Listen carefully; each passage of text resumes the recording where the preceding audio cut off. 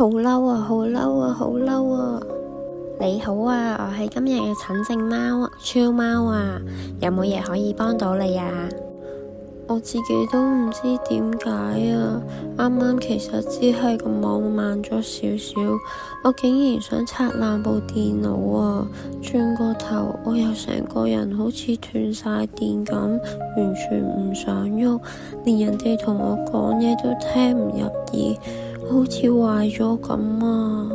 小白，你可以冷靜啲，你唔係壞咗，你只係暫時跳出咗窗啫。出窗？跳出窗？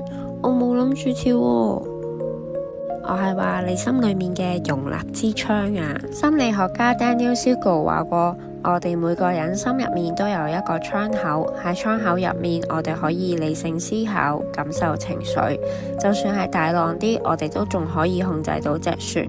只不過喺上面就係紅色嘅區域，就好似頭先咁，你就會想拆爛部電腦。嗰度係過度覺醒區，大腦會覺得有危險，所以叫你進入戰鬥模式。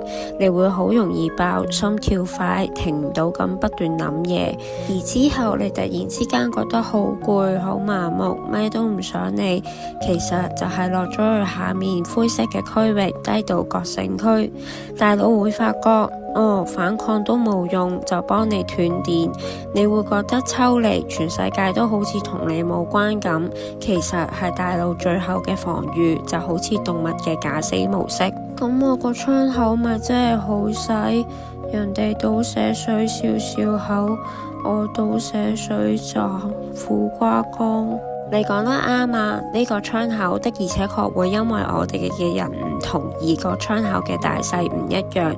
佢會因為我哋嘅壓力、我哋以前受過嘅傷而影響呢一個窗口嘅大細。如果我哋個窗口淨係得一條罅咁大，可能真係少少事就會跌落去紅色或者灰色區域噶啦。不過唔係冇得救嘅，透過覺察，我哋可以慢慢將個窗整翻大佢噶。小白，你可以跟住我做噶。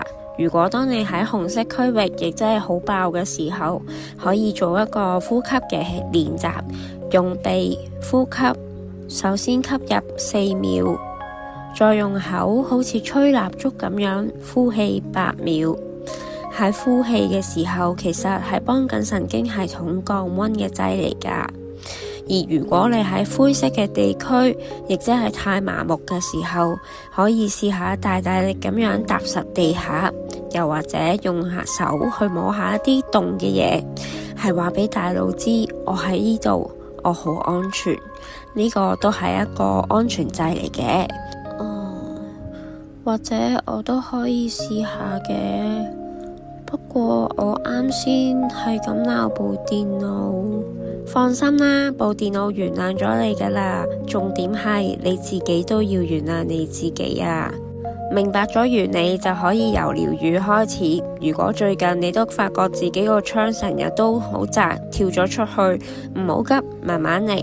可以喺留言區度分享，當你出窗嘅時候，通常會變咗做暴走白貓定係斷電白貓？話俾我哋聽啦，超貓會喺度聽，多謝你，晚安。